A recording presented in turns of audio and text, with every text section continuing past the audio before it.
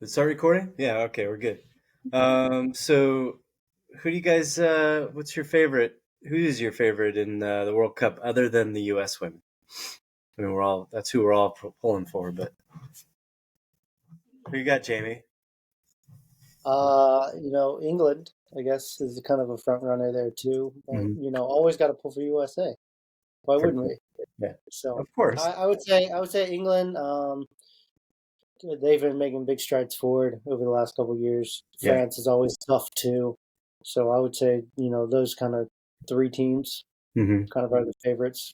Pretty typical, but yeah, I'm looking forward to it. Yeah. Danny, you on the same page there? Close, yeah. Uh-huh. I'd probably throw in Australia in there. I think being in the Hmm. the home country, and gonna do some good things, but just excited to watch. My program actually has a couple Europeans on it. I have a assistant coming in from France, and then I do have a student who's going to study abroad from Germany in our university. So I think it'll be fun for our kids to hear more about those other teams than Right. just the USA. But I mean, you can't go wrong with the United States, right? Yeah. And you guys feel like they've got a really strong side, or they're coming in pretty good? Are they the favorites? I think they're the favorites as the returning team. I think it's interesting when you read about all the injuries that every team has had. Hmm. But what I'll be interested to watch is our two center back dynamics.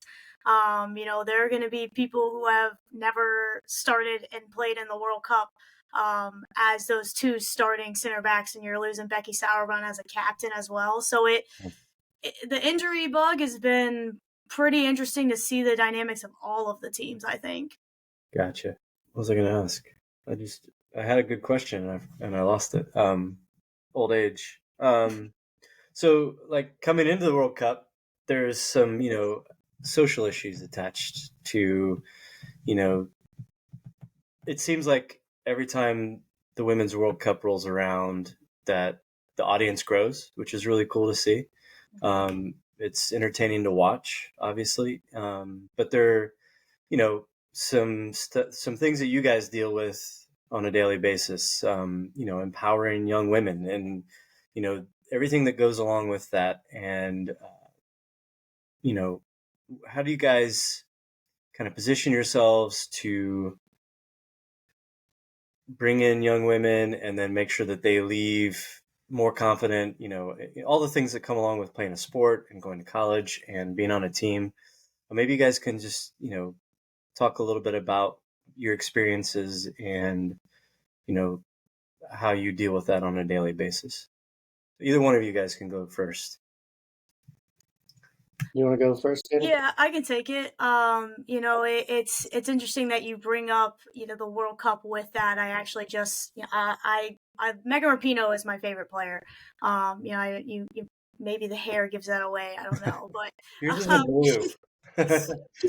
she is my favorite one, and kind of her story is very interesting. But I was just looking at on Instagram, and she talked about that the investment in women's sports and how it's it's not an obligation. People aren't doing it just because they say this is what is the right thing to do. They're doing it because it's a smart business thing to do, because it is going to make money for people, because clearly when you invest, people watch women's sports because it's good all around, whatever sport you're watching. And I think that's something that I try to bring within our program. Is trying to use the word empower my athletes to be strong, confident women. When they come in their freshman year, some of them are shy. Some of them already have those leadership skills, but not all of them. And that's something that, as myself as a coach and as our coaching staff, we want to draw that out and put them into different leadership roles throughout their 4 years, to where they're comfortable when they graduate that they can go into any field and be that confident individual and speak up for themselves. And, their ideas do matter, whether they're going up against another strong female or a strong male, in whatever field. And I think that comes with our culture. And it's just something that I talk with my athletes a lot about. It's something that I think they see within myself too as a coach. It's something that I try to do within our department is, put my voice forward and hope that it gets heard and some changes do happen. But that it is a very strong part of our culture at Muskingum. And it's something that I'm super passionate about. And I love to grow the young girls into really, really strong women. Jamie, Yeah, what's I your mean, perspective? Yeah. for sure. I mean, and I'm a male coaching females for sure, so there's a little different dynamic with that. And so for me and for my staff, because we have an all male staff too. Our AT, she is a female, and then we also have academic support for our student athletes at CNU, which is a female. So they do kind of get that female side of things, but in a different way. But for me and my staff, it's the same thing, is that we want them to be strong individuals. So when they do leave this program, they're ready for that real world experience or whatever they get into. We're here to support them in that journey, because it is a journey. When you come to a brand new environment, and when you're coming into the college, that's a big step in life. And I think individuals, females, males, whatever it is, they're finding their way. They're finding out who they are. They're living on their own. There's so many different dynamics. And for me, it's helping them through those steps.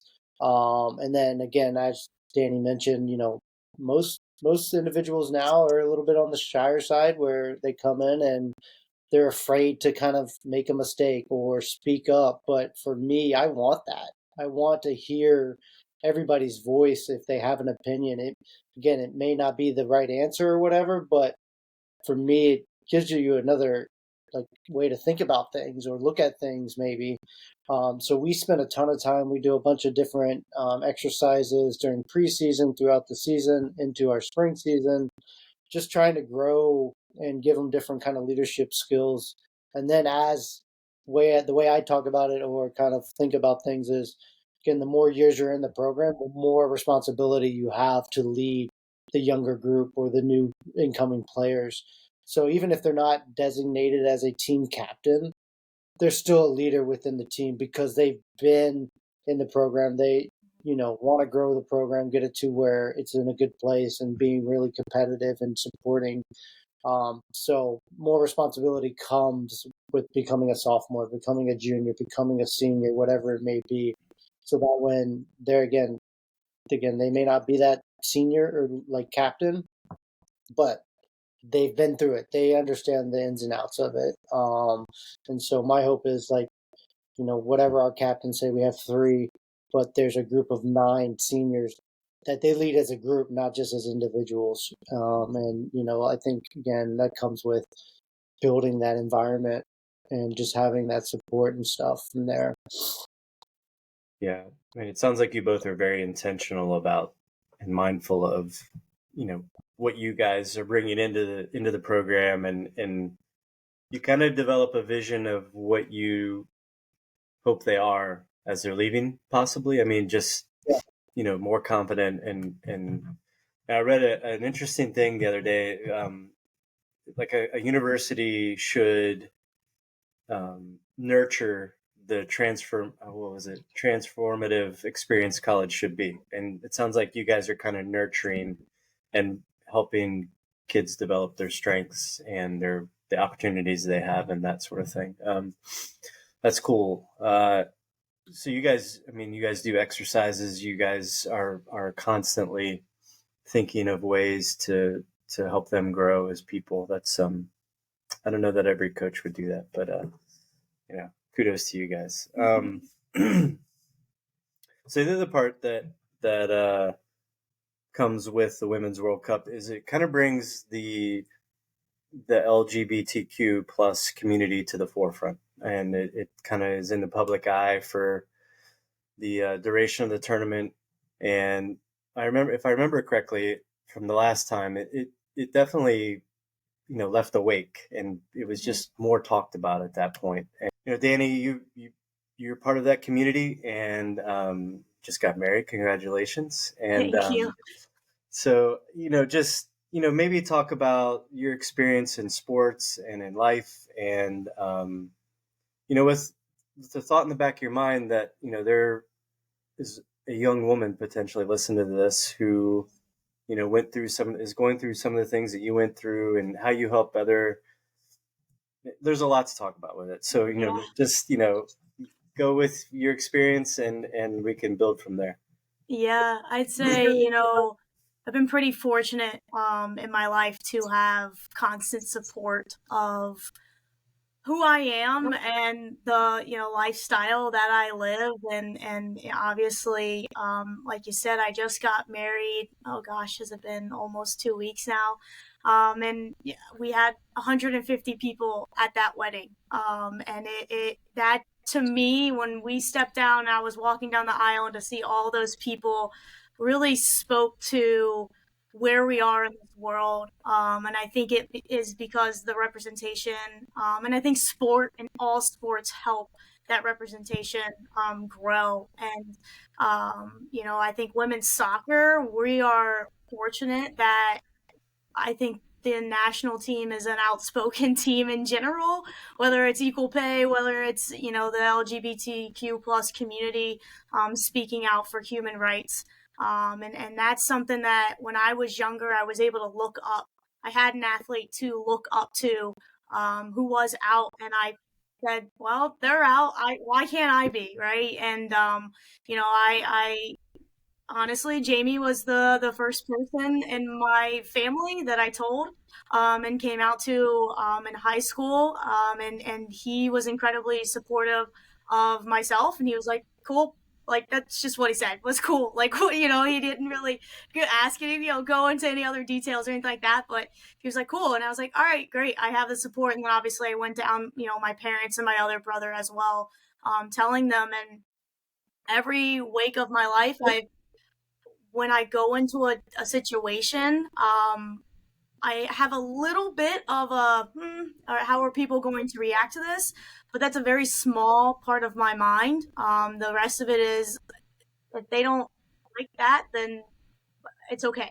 That's for them. They don't need to be in my life, and so that's something that I try to, I guess I don't even try. I just am who I am, and I don't hide it. I mean, you can see behind me, I have the pride flag back there. You can't see above me, but I have a picture of myself and Lauren.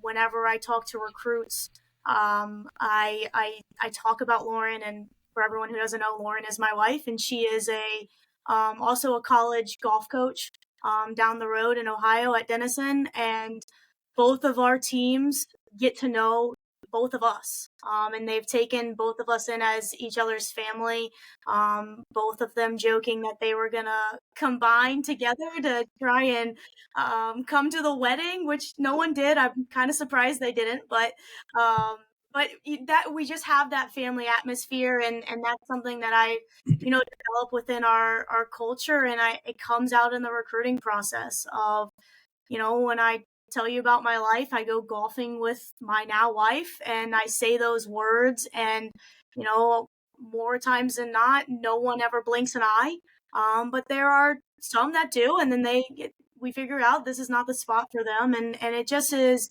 I think everyone should be who they are, and that is the type of program that I think we all strive to create, that welcoming environment. And there have been some athletes of mine in the past that have reached out after they've left whatever program I've been with, and thanked me for it. And my response is, I'm just excited that you felt that you could be whoever you are, and you could bring that out.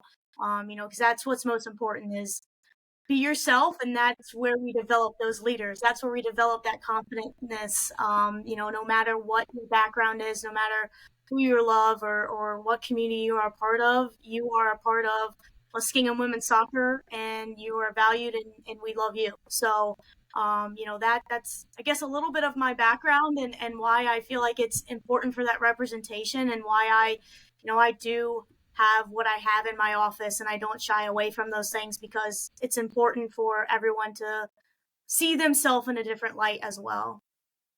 Yeah. Jamie, you have anything to add? Nope, I'm a man of many words, I can tell you that. Yeah. Yeah, you told me again. I think that came from our background and our family, just being there for each other and having that foundation of love and support for each other, no matter what it is. You name it, going through some tough times, whatever. You're always going to have that support from your family, and I think both Danny and I carry that through to our programs.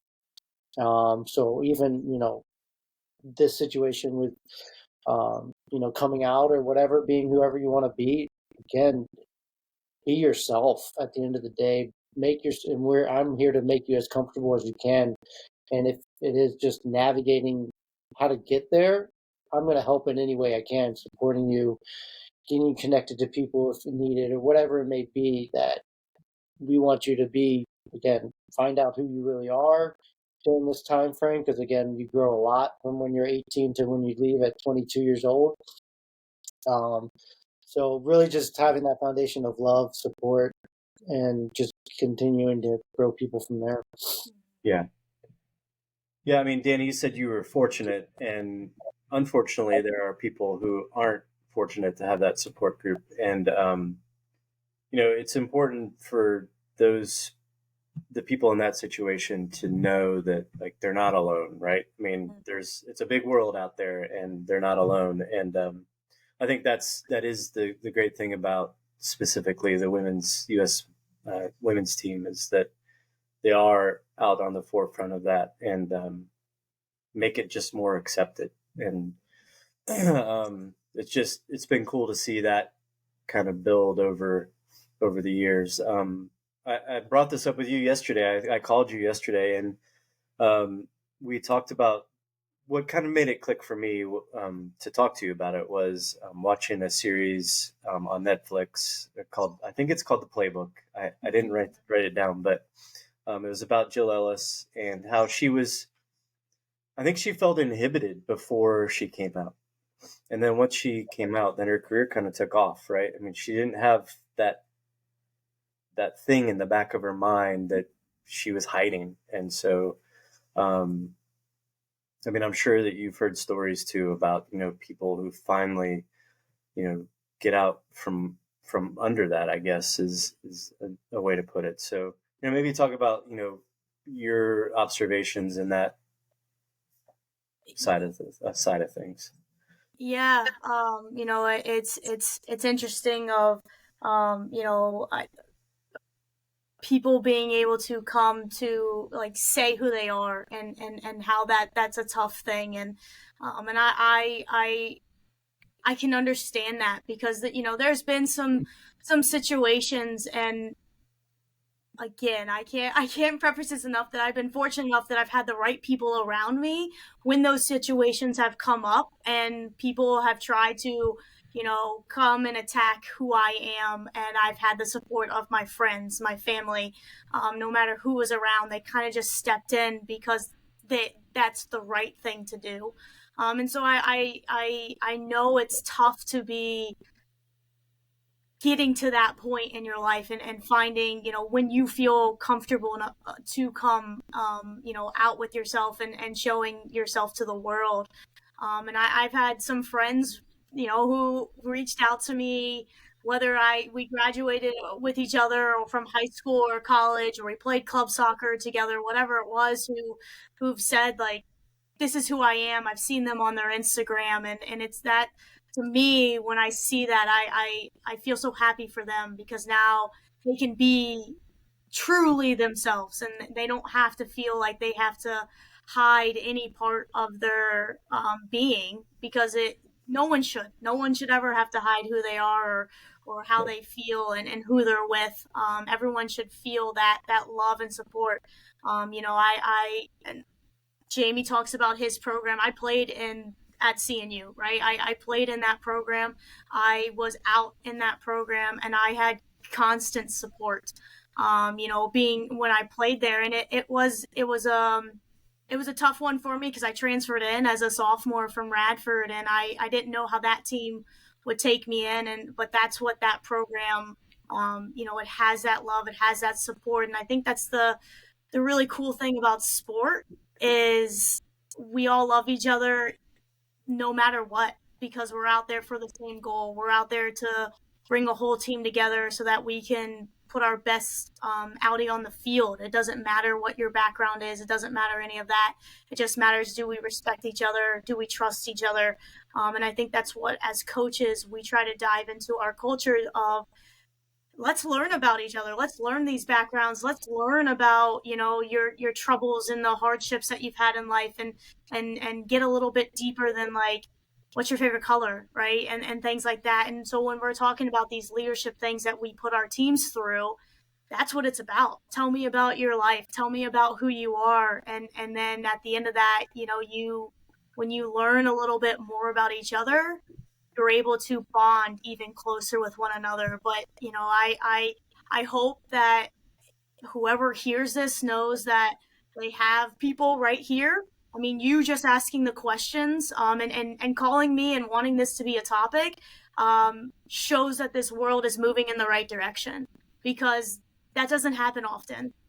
Some people, they see me as a coach, they know that I am gay and they know that I'm out, but that never is a question that's been asked of me in any interview that I've had. And so, I hope whoever hears this, that you have people that are who I am in the role that I am, and where I have been in my life, and you also have people like yourself and like Jamie who are supporters, who are allies, and who want everyone to feel loved, no matter what.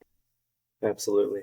And you touched on something in, kind of ancillary, but it's important that you trust your teammates, right? And regardless of everything else, but it's important that when you guys are meeting players for the first time and you're actually in the recruiting process, that they show a little bit of vulnerability, so that you guys know, we can trust that player, and our players will bring them in and trust them if they're willing to be a little bit. I understand it's kind of like a job interview or whatever, and you're trying to only allow your best assets through, but maybe you guys can talk a little bit, Jamie, talk a little bit about a kid not maybe having to drag things out of a kid at first, or the importance of them being vulnerable, so that you'll be able to develop trust back and forth. Yeah, and vulnerability, you named it. It's that we talk about that all the time within our program, and that to me, um, you know, is how you really form connections, because that really shows that you're willing enough to trust somebody with whatever your story is. Mm-hmm. And then as soon as people really realize, oh gosh, you've gone through this, this, and this, that's a lot of weight on your shoulders that you've gone through. So we preach that nonstop, to be vulnerable. It does take time. Some people, again, we put them in situations to try to make them vulnerable, but it's a process, and it takes, again, for them, sometimes it opens up right away. I've had players, right when they come in as a freshman during our preseason meetings, share their darkest kind of things they've gone through, trauma they've gone through, or whatever it may be. I've also had players that it takes them 2 or 3 years, where it's like, we're here, us, but so it's just continuing that cycle of just keep that, the understanding that, we're here for you, and this is going to help not just only you, but the team, in the long run. During the recruiting process, it's a little tricky, right? Like you said, it is when you're going through that process. I know you're in the other, like if I put myself in the other seat, I've been there. You're trying to showcase how great you are, Right. and what you're really good at, like academics, the field, like I can do this, I can do that. sometimes for me, like I love seeing games where the player I'm watching is challenged and they're up against somebody who's maybe better than them, and how they handle that. Are they just gonna break down and back off, or are they gonna fight and give it everything they got? Yeah. And if they do that, to me, that's a form of vulnerability, like just coming out naturally in a way where they're not afraid. And so that's one way I think a recruit can really show that without talking about it or sharing these kind of whatever trauma or dark secrets they've gone through or opening up, whatever it may be, where they're doing it in what they love to do. And I think in another way is, we have multiple conversations, multiple phone calls with those players and just form that really trust again before. And again, that comes with time. So sometimes in the recruiting process, I'll talk to a recruit before we offer them on a phone call probably 4 or 5 times just to really make sure and hone in, like, okay, are they a really good fit? Is this really somebody that we can come into this team that's going to be a good fit for us, for the program and for the school? And so those are kind of two ways that I think you can be we can, as coaches, can see vulnerability without, again, asking you the really tough questions in life. Yeah. The only thing I'd add in there would be what I kind of listen to, and like the conversations are what the recruits ask me as well, and like, what are they most interested in? What's really important to them? What do they ask about the culture? Do they ask about how as a team we help our athletes grow? Are they asking those really inquisitive questions? I love those. I love the ones where they ask even about myself too, because then that shows they really care about a person more than just like getting the X's and O's and just the academics or whatnot and things along those lines. Of course, ask those questions, yes, please, but also ask, what are your core values? What does your team, look like on the field? What does your team look like when you're winning and losing? Those type of questions. Sometimes they're really good and just get a lot more out of a conversation, and it just shows me that they really care about their 4-year career at the institution that they choose. Right. Yeah, I mean, if they've done their homework, then that's a good sign, right? It shows that they do care and that they want to try to be a part of your program. I feel like so much so these days, it's like getting to the offer. It's like a race to get to the offer, and it's such a buzzword in your guys' industry. And like, well, let me slow down and figure out and understand the process of getting there, and make sure that I find the right fit, and that I'm the right fit for them and they're the right fit for me. It's just, oh, I got this offer and I want to post it on Instagram. So that's probably not the right order of things there. So yeah, that's awesome. So what do you guys think, like, what are some of the assumptions you guys have had to dispel in the recruiting process? Kids and their families come in and they assume certain things, and what do you feel like some of the assumptions and myths, so to speak, are that you guys encounter that aren't right, and could help kids kind of be a little further along in the process if they understood better? Does it make sense? What do you mean by, like, can you explain a little bit more with the myths, like in our program specifically, or within like recruiting, or what do you mean? Can you explain? Well, I think both. Are there things that you guys have come across that, again, kids and their families have assumed, or, don't really have a good understanding of, that you guys have, what are some of the common questions that you answer that, you could just answer broadly, and so that kids they have those answers in their bank, and then they're doing more of the specific program research and understand, getting more into the process, so to speak.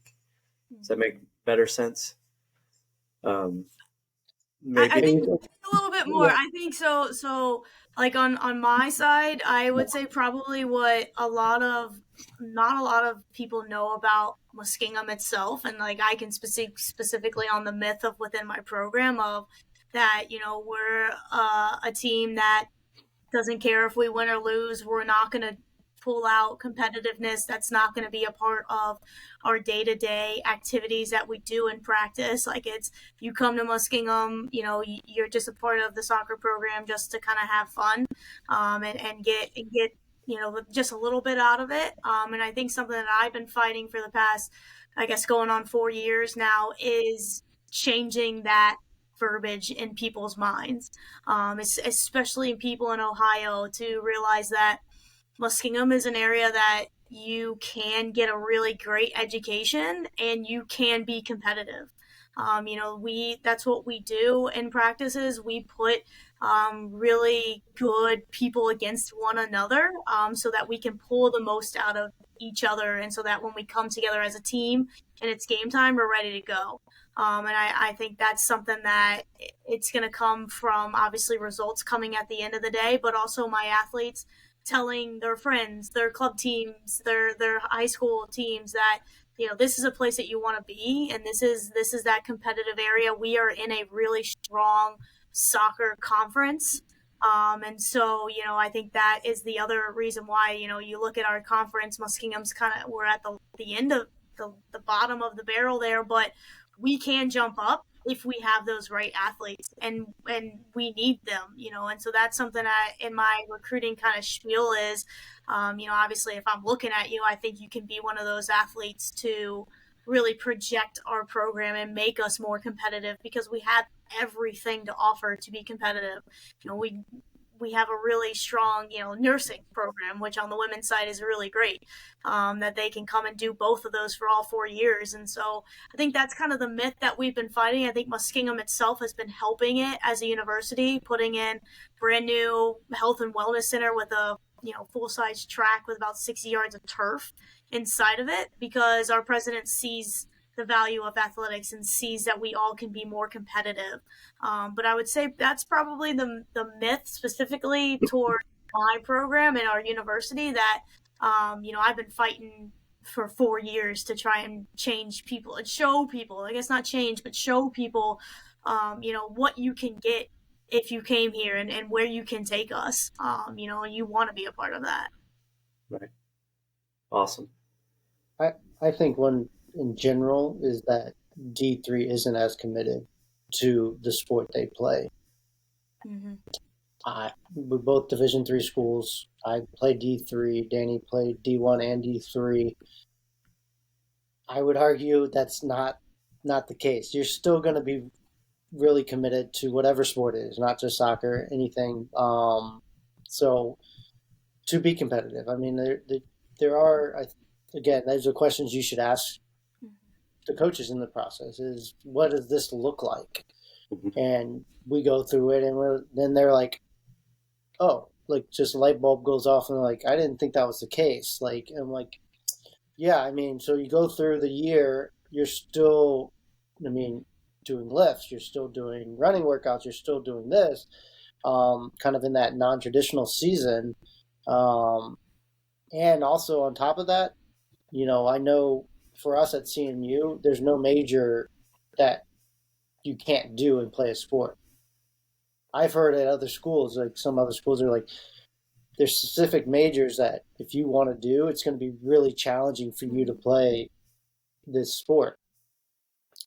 For us, we'll make it work. Like, we'll figure it out, whatever it is, because again, I think it goes all the way back to the beginning of this podcast, is that I'm here to help you get to that next step in life. Soccer is extra and it's a benefit. But ultimately, when you leave this program, are you ready for whatever you want to do in life? And so that's something at CNU we do really well. I would, Muskingum, knowing Dani, the same thing there. Is like she mentioned nursing. I know nursing is really taxing with all their practicals and things like that. she works with those student athletes. We don't have nursing at CNU, but I would imagine if we did, we'd make it work in any way we could. So I think those are kind of a couple myths that we get and see a lot. It's just that overall of like, are you really that competitive and are you really that dedicated and committed? And I'm like, yeah, you have to be, no matter what. Yeah. So when you're out there recruiting, what makes a player stand out? How do you identify competitiveness in them? What are some traits that or some behaviors that you see, and what are some of the things that you see you're like, that kid's just not going to be able to withstand the rigors of a college season because they're just not competitive enough? You can take it if you want to go, Jamie. Yeah, go ahead, Jamie. Yeah, no. So for me, in the recruiting process, I always talk about how they impact the game and what they do really well. Don't be somebody you're not. Is like advice that I would give. If you're a defender and you're great at tackling, showcase that, because that's something, again, that's what you're good at or whatever. If you're a forward and hopefully you're scoring goals, but score goals. But I also look at the flip side of things of like when they lose the ball, their reaction to that moment. Are they just kind of like throw your hands up and then somebody else will deal with it behind me? Or is it going to be like, I'm going to fight and go win the ball back immediately and track them down and sprint them down? That to me is kind of an intangible and something that I really look for in a recruit. Because to me, again, the game is never perfect. You're never going to have a perfect touch. It's always moving. That's the great thing about our sport is that, there's no set plays. There's so many decisions these kids have to make. And the reaction is kind of how I talk about in training is like, I want you to take risks. I want you to challenge yourself to, again, we like to play forward and get the ball forward. And I want all my players to look to get forward no matter what, not to say pinging it, but always receiving it for that moment to drive forward or penetrate a pass kind of thing. With that, there's going to be turnovers. There's going to be mistakes, and that's the nature of it. But what's the reaction to that? Yeah. And to me, I always look for that in the recruiting process is how do they react to a mistake? Do they look over to their coach? To me, once they do that, they're not even thinking. They're like, what? I'm just trying to prove to the coach or, please the coach in what I'm doing. Did I do something right? I'm like, I don't want that. I want somebody who's like, okay, I tried this, it didn't work. I'm going to go win the ball back and then clean up the next moment. Yeah. Yeah. Yeah, I echo everything that he just said. The reactions are huge. When you lose the ball, do you hustle and get the ball back, or get at least behind the ball so that you can help your team defend better? And then from there, do you try it again? Right? Like, do you still duel? Do you still take some people on, or do you still take the risk of a shot? Like, do you keep trying it and see if it works? Because if you keep trying it, you're that type of athlete who has like that never give up attitude, right? Is it just a one, I'm going to hustle back and get that ball, but the next time I get the ball to my feet, do I always just play backwards? Do I never open up anymore? Am I too scared to kind of do those things because it's not a mistake. It just didn't work out the way that they wanted it to work out, right? And I wish people could think of it in that light rather than like it being such a negative thing. And the other thing that I would say is, and Jamie will probably echo this as well, we like to watch the athlete play more than one time. We like to watch them multiple 4 or 5 times if we possibly can, depending on, obviously where we are. And sometimes in the showcase settings, they don't always start. Sometimes the coaches change up the starting lineup and they come off the bench, and I kind of love to see that too.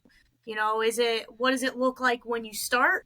Okay, how do you play that way? What does it look like when you come off the bench? And then what does it look like if your coach takes you off and then you come back on? What are all of those reactions look like? Because, in college, you might not always be the starter, but to use Jamie's words, can you be that impactful player off the bench? Sometimes it's harder to, start the game than coming off the bench, because when you do come off the bench, you get to see everything. And if we have impactful players coming off the bench who are gonna, either be as good as the people who are starting or even better, that is what, we look for, I think, in our athletes, because that's what we need, in the soccer world. And so it all goes back to those reactions. How do you handle it? Do you get upset about it? Do you take it out and do a silly foul, or do you say, okay, I understand this, but I'm going to bring out my strengths. I'm going to do what I do well every single time, and whatever those strengths are, just showcase them as much as possible. Right. Yeah, I can't remember if I heard it or read it, but a thought from Kobe Bryant. He was talking about, or he was coaching a youth basketball team, and they were doing sprints at the end of practice, and one of the dads was on the sideline, and he was, telling I think it was his daughter, so he must have been coaching his daughter, but he was yelling at his kid to dig it out, dig deep, that whole thing. And Kobe walked over to him and said, please don't yell at your child that way. He said they need to be developing the internal conversation to make decisions, to continue to chase the ball down, all those little decisions. And you guys are talking about basically observing what is their internal dialogue and, their decision making. And is it for the better of the team, or is it to kind of feed their ego a little bit and, blame someone? Are they blaming others, or are they relying on others to bail them out from their mistakes and that sort of thing? So, I mean, I think that you guys both, find it really important, based on your answers, to make sure that internal conversation is, being self-reliant and doing anything for the team and that sort of thing. I want to go back to Danny. I want to go back to your transfer story. Obviously, the portal is a big thing these days.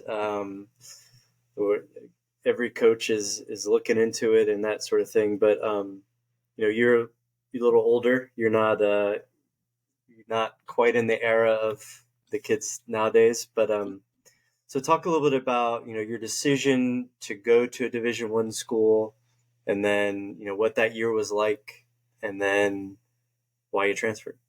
Yeah. I think you touched on it just before the last question on finding that best fit in a university for yourself, and Jamie touched on it with the myths of like D3 isn't competitive. I when I was younger, I really wanted to go play Division I soccer. That was my goal, and it was the only thing I really thought about. I didn't even, I looked at some D3s because the coaches were talking to me, but it wasn't really a driving force for myself. And when I got the call from Radford, I was like, yep, okay, this is where I want to go. And I felt confident about it. In the moment, I felt like I could fit in well there. I could do some really good things there. And I did okay, that freshman year. But overall, the university was not the place for me. What the university had, it just, in my personality, it wasn't a great fit. And the way I did not personally get to know the coaching staff enough. And that was just because I saw D1 and I saw an offer and I was ready to go. And we've been talking about get to know the coaches, get to know the team, get to know the school itself, because you want to be there for 4 years. The transfer process, it's a little bit easier now than it was when I transferred, but it's still not fun. You have to, your classes that you took only go in as transfers, right? Only transfer credits. They don't go towards your GPA. So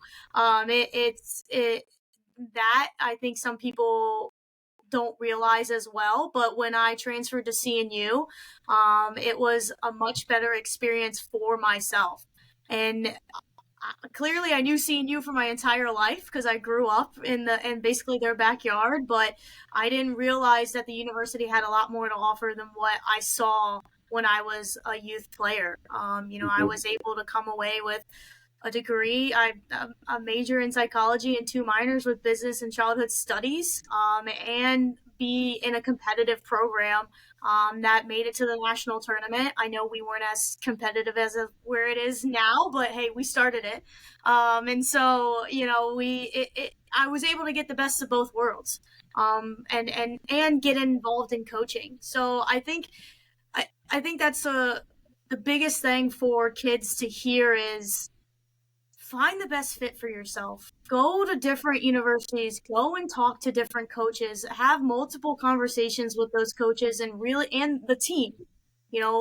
Have conversations with the athletes. Go watch the team play. Like, do you see yourself fitting in that style of play? Do you see yourself being able to be coached by that coach? Do you see yourself personality wise feel welcomed by that team in that whole entire recruiting process, and really take a deep dive into, maybe your top 3 schools, top even 4 schools, 5 schools, and see, is this my spot? Can I be there for 4 years? Because it's a tough decision at that young age, but if you take the time and effort into go visiting different places, you're going to know what the best fit is for you at the end of the day. So that's why I talk about my story a lot with recruiting. When we go up against some of these kids that are looking to go at, let's say, a school that's giving them money. For me, I'm going against the D2 schools at my level, and it's all about the right fit. If that D2 school is for them, yeah, go for it. That's where you want to be. But give us a look too. Don't just put us off because we don't have the scholarships. We don't have the athletic money. We have a lot more to offer than what meets our eyes. So, yeah. Yep. You have anything to add to that, Jamie? I guess it was her story, but Yeah. Well, that's a part of the story, I guess. That's how I kind of are got you just into gonna it. say cool? Cool. Cool. But Um, no, the advice I give to recruits is the same thing that Danny just said. It's just like, do your homework. Like you said, do your homework. Make sure you're doing the right things. Don't rush into anything. It's a process. It's a journey.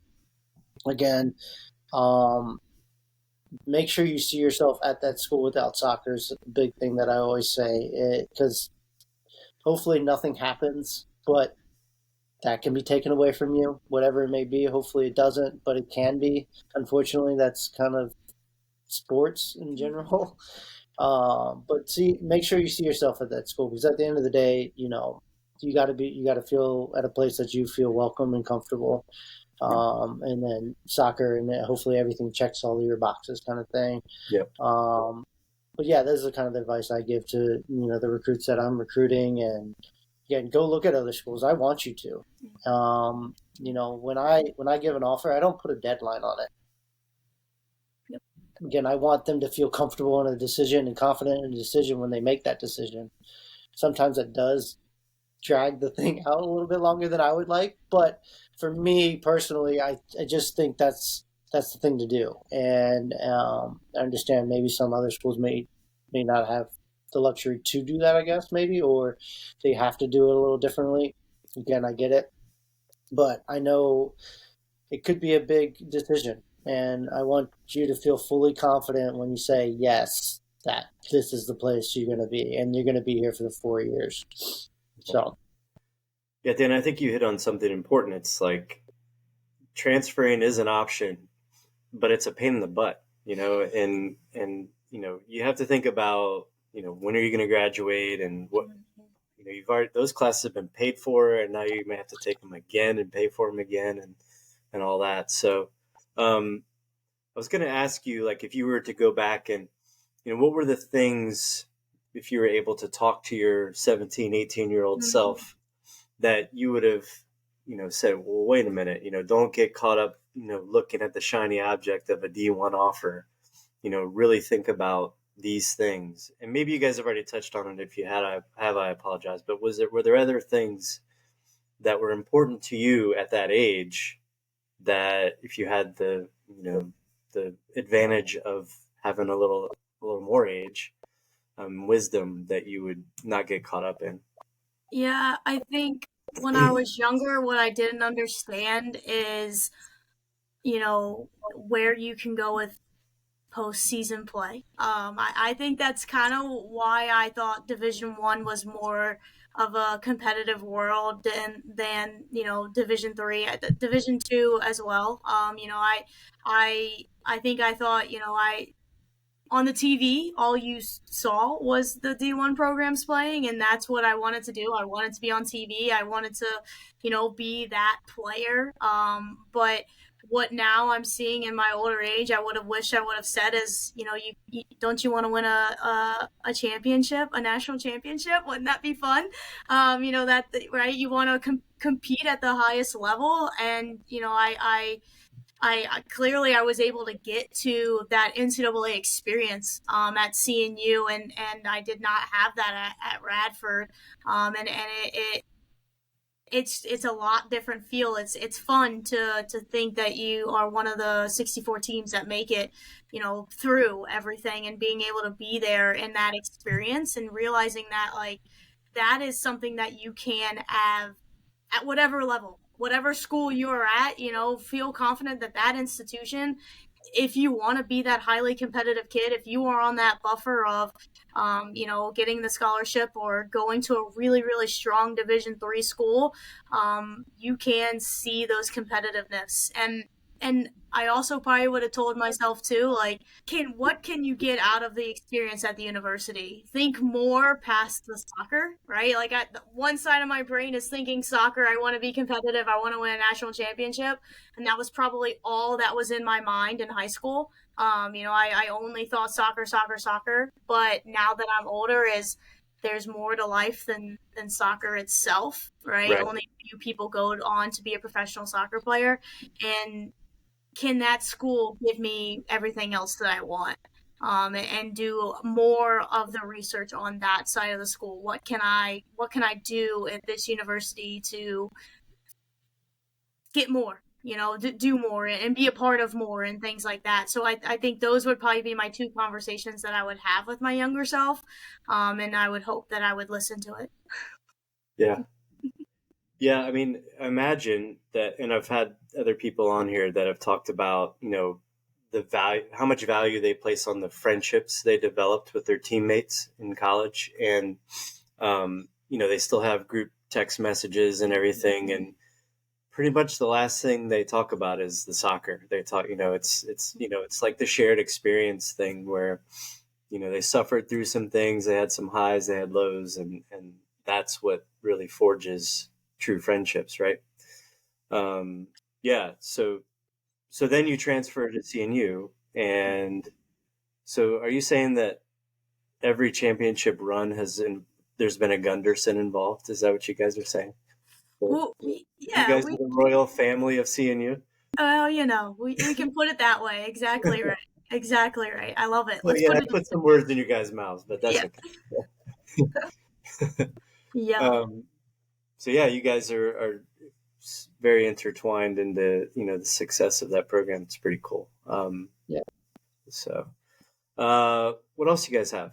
Give me some. Have you guys been to some recruiting events over the last couple months? And I know somebody's been busy getting married, but have you guys? I think there's showcases and ECNL stuff going on right now, right? Last was PDA showcase up in New Jersey. Danny and I were both at. So that's kind of the last. There was the ECNL playoffs in California recently, and there was a GA showcase up in Jersey, but we had a wedding. So, or Danny had the wedding. I was a part of the wedding. Right. But yeah, no, I mean, it's fun. Always, getting to see her because she's up in Ohio. So those recruiting events are always cool because I get to see my sister and we get to hang out. We have dinner every night. So yeah, they're always fun events. So what are some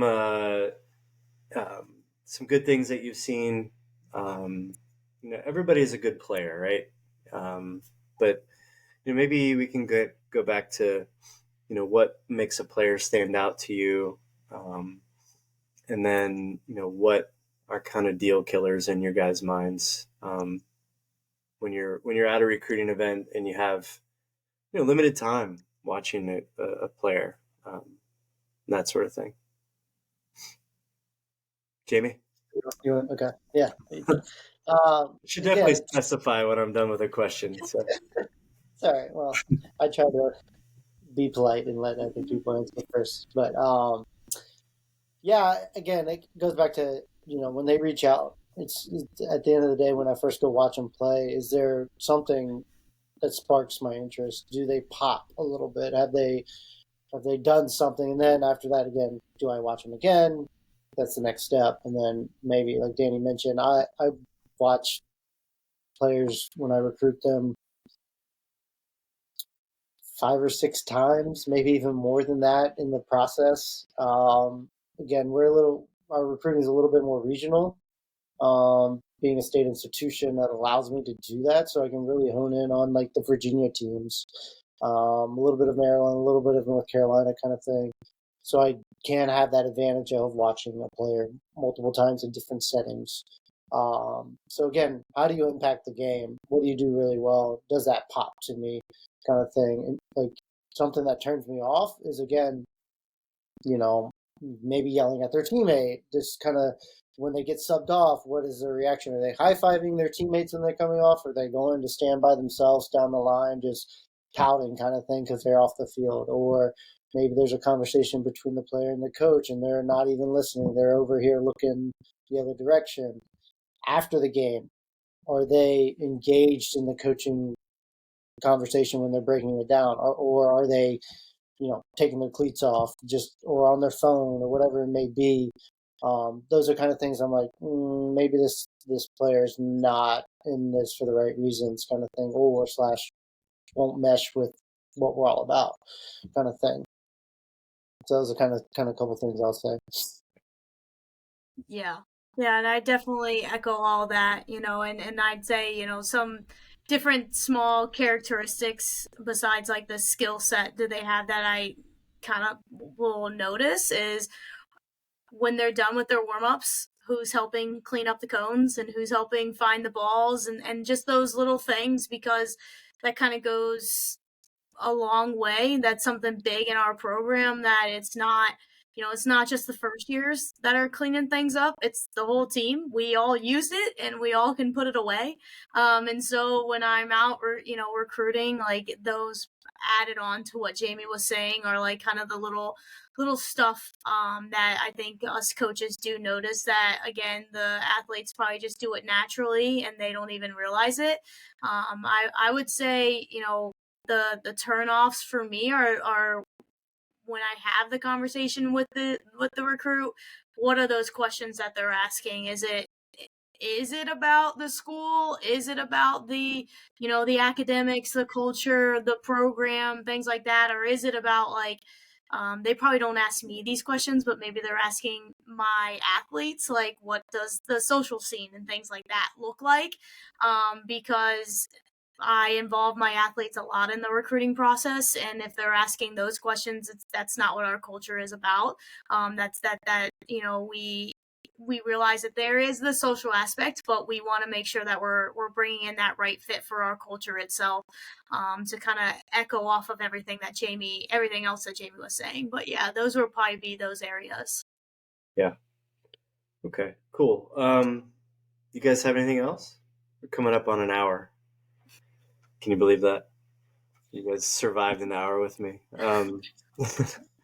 Yeah, it was great. I mean, we covered a lot, and I think we covered some really important topics, and I can't thank you guys enough for being willing to talk about that, and the impact that you guys are having on your programs and outside of that is super important. And thanks for the Gunderson family, right? So Appreciate it. But yeah, I really appreciate it. You guys have anything else you want to throw in there?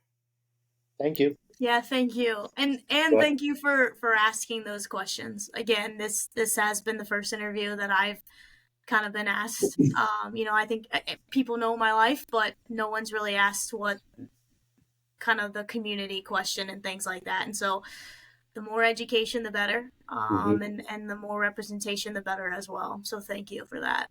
Yeah, I was, privileged to ask it. So, thank you. So, yeah, cool. All right.